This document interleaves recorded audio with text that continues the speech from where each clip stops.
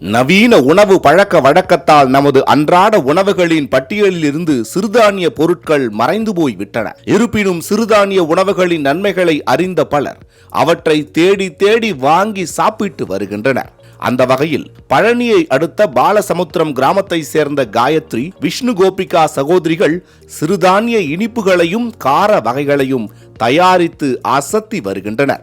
பட்டதாரி பெண்களான இவர்களுக்கு திருமணமான பிறகு வெளியூரில் சென்று தங்கி வேலை பார்க்கும் சூழல் அமையவில்லை.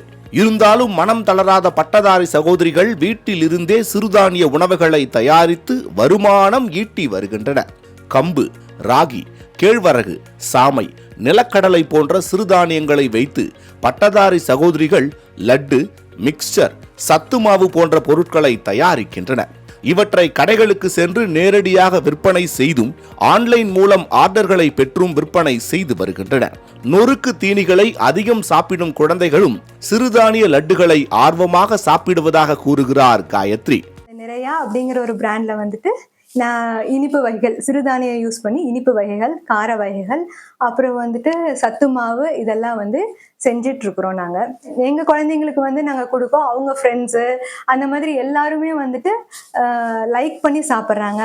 ஸ்வீட்ஸு, அப்புறம் இந்த மாதிரி மில்லட்ஸ் பிடிக்காத குழந்தைங்க, இந்த மாதிரி சாக்லேட்ஸ் விரும்பி சாப்பிட்ற குழந்தைங்க கூட நம்மளோட லட்டை வந்து ரொம்ப விரும்பி ஃபர்ஸ்ட் டைம் சாப்பிட்றது இல்லாமல் திரும்ப திரும்ப கேட்டு சாப்பிட்றாங்க. அப்படிங்கிற ஒரு வந்து ஃபீட்பேக் வரப்போ ரொம்ப சந்தோஷமா இருக்கு. விவசாயிகளிடமிருந்து சிறுதானியங்களை நேரடியாக பெறும் பட்டதாரி சகோதரிகள் சுத்தமான முறையில் உணவுப் பொருட்களை தயாரித்து விற்பனை செய்து வருகின்றனர்.